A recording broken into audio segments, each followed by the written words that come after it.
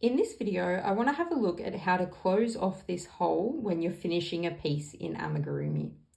So the first thing we're going to do is to cut off our yarn. Now you want to leave a decent sized yarn tail so you've got some yarn to work with. Then you can use your hook and just pull that yarn tail through those loops. We're then going to take our darning needle. We're going to weave our tail of our yarn into that needle.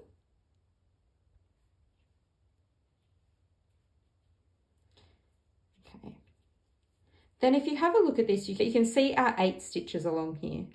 We're going to take our darning needle and we're going to weave that underneath the front loop of each of those stitches.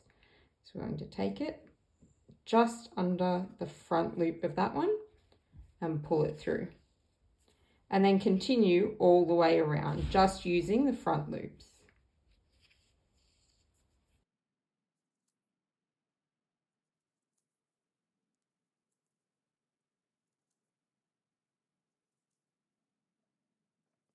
Once we've weaved it under all of those front loops, we're going to pull this and it's going to pull that hole closed. Now just be careful with what type of yarn you're using. This is 100% cotton. It's very strong. No matter how hard I pull that, I'm not going to be able to rip it. But if, for example, you're using acrylic, a lot of acrylic yarns will tear if you pull it too tight. So just be careful with what you're using. But you're going to pull it as tight as you can, depending on what you've got. And you've closed that hole off now. But we still have this yarn tail hanging out. What I like to do is tie a knot in the yarn tail. So just a simple knot there. And that just gives it a tiny bit of bulk. And I try and make that knot as close to the yarn, our project as possible. Then I'm going to take my darning needle and I'm going to put it through the center of the hole that we just closed and out anywhere else in your project. So it doesn't really matter where it comes out.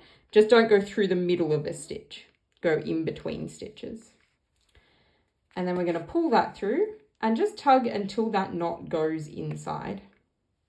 And then our project is closed off. We can take this piece of yarn now, grab our scissors and cut that off. And then you've got the tiny little piece of yarn sticking out here. You can often just pinch your project and it'll disappear inside. Or if you need to, you can get your scissors, the pointy end of your scissors, and poke it back inside as well. So that's having a look at how to close off our Amigurumi project.